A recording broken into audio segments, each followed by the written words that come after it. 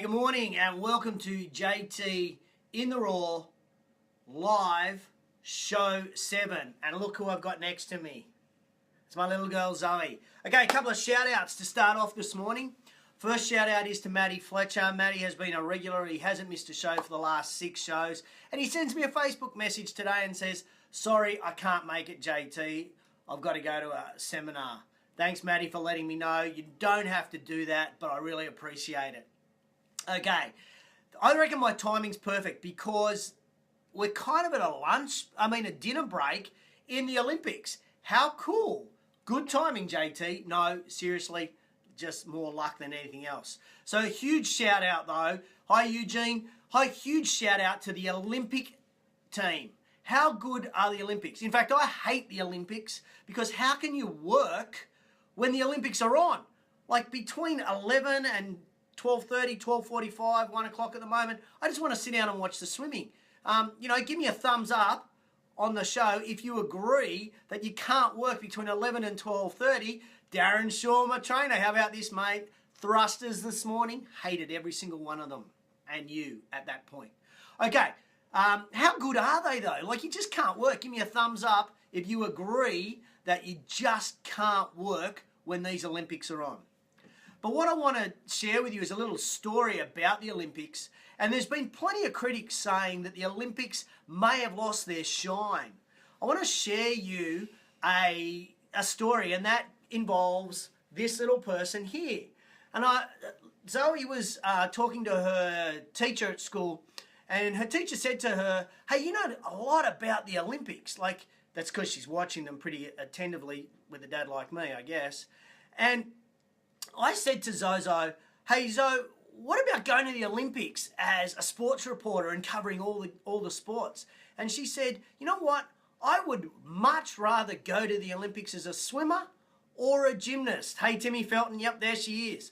A swimmer or a gymnast? I went, how cool is that? Yeah, Rim, that's my jersey. That's the Eastwood Jersey Premiership. It's a shout out also to the Norse boys who won their premiership last weekend. First time in 41 years. I coached for 10 years and it took me 10 years to get a jersey as a coach. It's a big thing winning a premiership. Congratulations, Norse. Yesterday, when we were out shooting some hoops, Zoe's got the ball and she's diving, scoring tries, and she's pretending she's in the rugby sevens team. So for the critics out there that think the Olympics have lost their shine, absolutely not. There are kids like Zoe all over the world that are 7, 8, 9, 10 that are sitting saying to their parents, I'm going to go to the Olympics. So she's nodding. Yep. So now get out of my camera. So what I reckon is that the Olympics, they haven't lost their shine. It is game on. Okay, now I got some questions and I want to read the first one because it comes from Lisa Mills. Hey Lisa, how you doing out there? Okay, first one. Hey JT, I would love to know your thoughts on whether club owners and business owners value self-development of their teams as an integral part of being able to stand out in a crowded market, i.e. their people become their point of difference. Development that includes self-awareness of their values, beliefs, behaviours, habits and emotions, as well as skills to be taught like EQ, motivational interviewing and communication. Do business owners perceive this as a cost to the business that is hard to measure or a learning and development investment? Wow, Lisa, what a question. Oh my goodness. Okay, here we go. Now, I'd love to say every business owner across any category of business has a professional development budget allocated to developing self-awareness or even the EQ of their team. But I don't think they do. In the fitness industry or in any industry, is this a focus for us? So, I've got a couple opinions on this. The first one is, I think the majority of every business owner and managers are even unsure what EQ means, let alone the impact that it has on their business. Number 2, I think there's an expectation of owners that if people are personal trainers or working in the fitness industry or any industry with people, that they will innately have an EQ. Otherwise, they wouldn't even be in the industry. I think it is also regarded as airy-fairy, Lisa, and unlike sales training, where there's an obvious return on investment, this professional development may not get an immediate return on the P&L. So people don't do it. Okay.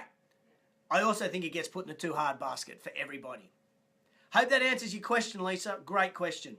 Second question this week, #AskJT, comes from Pete Crawford. Pete says, what's the go on marketing to ex-members? If you have sent them a cancellation letter giving them an opt-out and they don't opt out, is it okay to continue to market to them via SMS or email? From what I see, Pete, here's my answer. Clubs can keep emailing, keep texting, and keep sending letters to anybody they like so long as there's that opt-out clause. Legally, there must be an opt-out on every email you send, not just to your ex-members. Legally, there must be that opt-out. In a text message, there must be an opt-out as well. My tip here, though, is don't just text and email your ex-clients when you've got a special on. I can't tell you how many text messages I get from clubs that I've been into just saying, we've got a special, join now. Or we're selling this, join now. What about contacting me when I've got some information that might actually help me? So I would suggest texting and emailing people when you've got something new in your club, when you've got a new person working for you, or when you've got a special. Okay, I want to share a case study with you today, a marketing case study.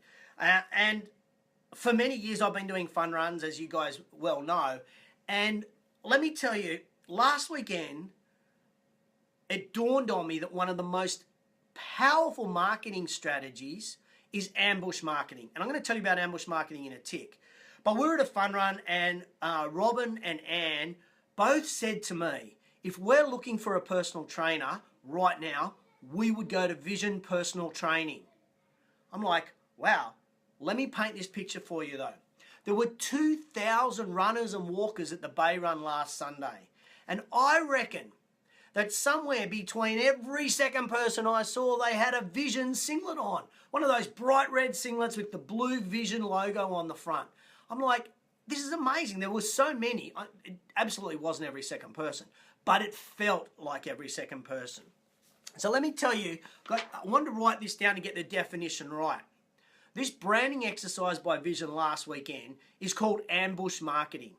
Ambush marketing is the practice by which a rival company attempts to associate its products with an event that already has official sponsors. Now we're seeing this at the Olympics at the moment as well. Vision were not sponsors of the Bay Run. They were not sponsors of the Bay Run. Yet it felt like they were. There were so many people there.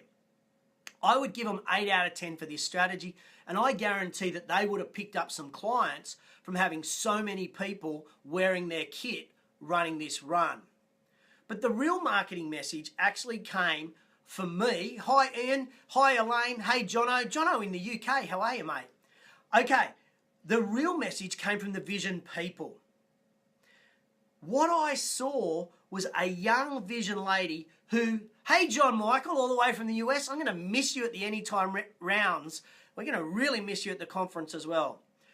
This young lady finished the race and then she kept going back and running the last 200 meters with the Vision people as they were coming through. She was motivating them, encouraging them, trying to just get them across the line in a faster time. Wow. This was amazing.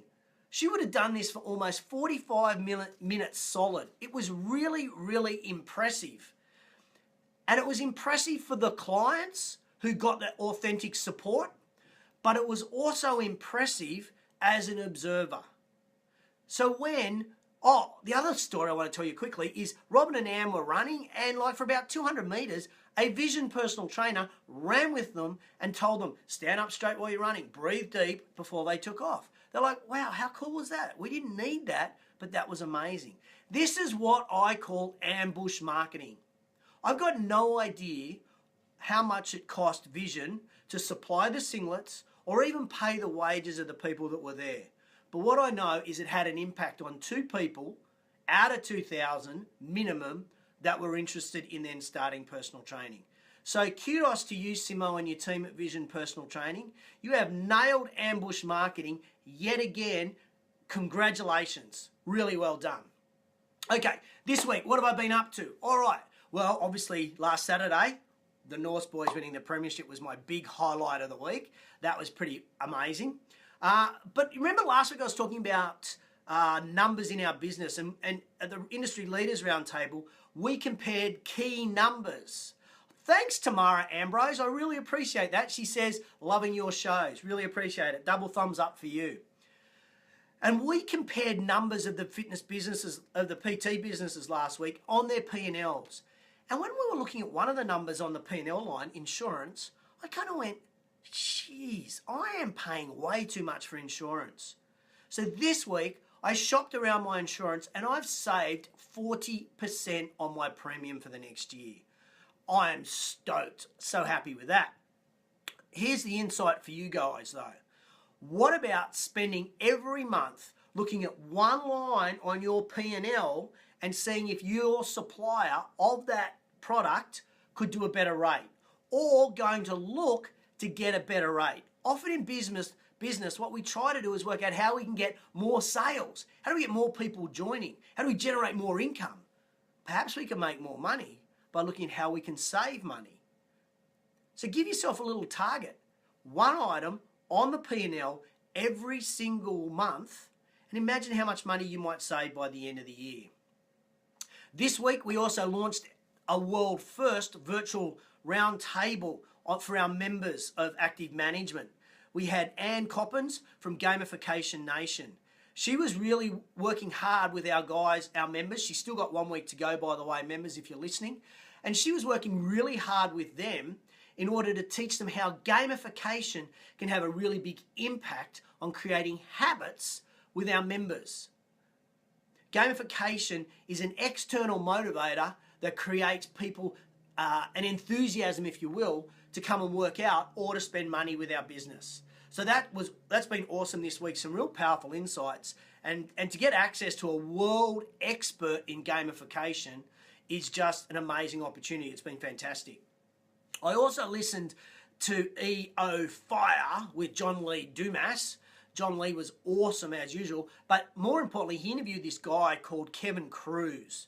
Kevin Cruz really emphasized that in business, we need to have an avatar of what our number one customer looks like. And any of my clients know that I've been really pushing this barrow with you for about 12 months.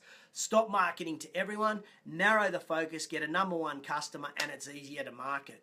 What Cruz went on to say, which was just like this golden nugget for me, was he went on to say, we need a USP specifically for that avatar. Not for everybody, not a USP around our business, but a USP specifically for that avatar. That, to me, ladies and gentlemen, is a gold nugget. Next week, what am I up to? Well, first of all, a shout out to all the 12 people that are running for election for the Fitness Australia elections. Kudos to you guys for putting your hand up and getting out there to try to represent the industry. I've been reading quite a few of what you guys are saying on why people should vote for you. Now, if you are voting in the Fitness Australia election, hey Simo, how you going? Mate, you got to watch this show. I've just given Vision Personal Training a massive rap on their ambush marketing at the Bay Run last week. Okay, so, Chantel, thank you. Ann Coppins, all about gamification on the Fitness Business Podcast, Show 45. Check it out, Fitness Business Podcast, Show 45. Hi, Michelle Bowden. I feel so... Now, Michelle taught me how to speak in public. She's done an amazing job, I think. But Michelle, this is raw, so I'm not sure this is going to go as great as you would like it to go. So don't mark me. Okay, next week, Fitness Australia elections, as I was saying. What is really important for everybody out there is that you vote for the person that you think is going to be able to help the industry the most. Don't vote whether they're an owner or a manager, independent or chain, male or female, old or young, experienced in the industry or very industry green. What is more important is that we vote for somebody who can help our industry. Their experience and their knowledge is critical, and they've got to make strategic decisions. It's not a popularity contest. We don't want the most popular person on the Fitness Australia board. We want somebody on the board that can create action and create impact for our industry across Australia. I'm off to Perth next week for the Fitness Business Podcast. Chantel, you've got it in my mind. For Fitness Biz Brunch, I got 4 sessions there, including a brand new one on customer service and teaching you how to hug your haters. Scotty Gresham. He's just told me I never had any trouble talking, mate. No, I haven't, but I have had trouble talking properly. And now I'm talking a little bit better thanks to Michelle Bowden. Okay, I'm also meeting with Tom from NPE, Net Profit Explosion. He's going to tell me all about their explosion or their extension into the Aussie market, as well as their mega training course that they're running in Australia. Okay, I think that's about it for me. It's been a long show today. Hope you are absolutely enjoying the Olympics as much as I am. Next week I'll be glued to the TV once those athletics start. Now, if you've got any questions, just put down below #AskJT on any platform. Let me know any questions. Thanks again, Lisa and Pete, for your questions today. Let me finish with the quote of the week. And the quote of the week inspired by what I saw by Vision last week, and it's this: your best marketing strategy may not feel like a marketing strategy. Your best marketing strategy may not feel like a marketing strategy. Thanks for tuning in to JT in the Raw, show 7. I'll see you next week. Have a great one.